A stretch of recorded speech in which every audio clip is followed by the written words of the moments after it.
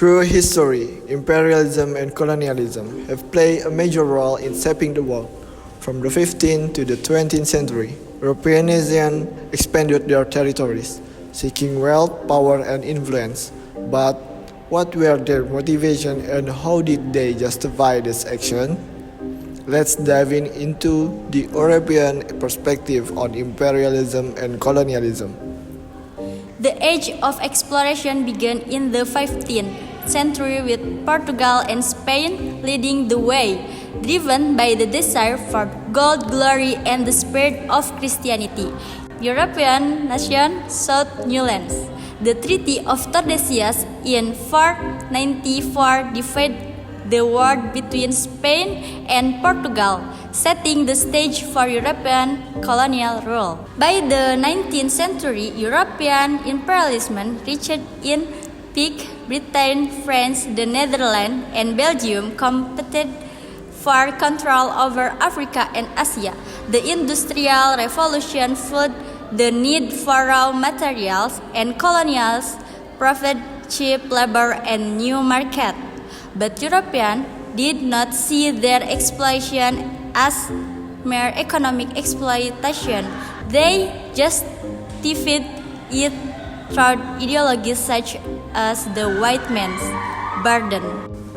The idea of the white man's burden, popularized by British poet Rudyard Kipling, suggested that Europeans had a moral duty to civilize non-European societies. This belief was reinforced by social Darwinism, which argued that European dominance was a natural and necessary step in human evolution. The competition for colonized in Africa led to the Berlin Conference of 1894 and 1895, where European nations divided Africa among themselves without consulting African leaders. This event, known as the Scramble for Africa, exemplified the European view of imperialism as a right rather than an imposition. However, colonized nations did not remain passive. Resistance movements grew in Asia, Africa, and Latin America. Figures like Mahatma Gandhi in India, Kwame Nkrumah in Ghana, and Ho Chi Minh in Vietnam led struggle for independence, fueled by nationalism and opposition to European exploitation.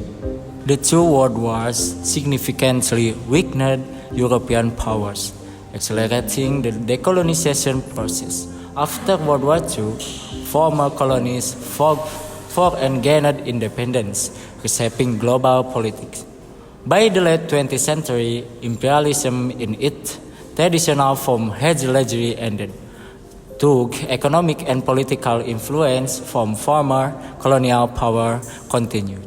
Imperialism and colonialism have left lasting impact from economic structures to political borders and cultural change. Understanding this history is crucial in recognizing the struggles faced by formerly colonized nations and how they continue to shape our world today.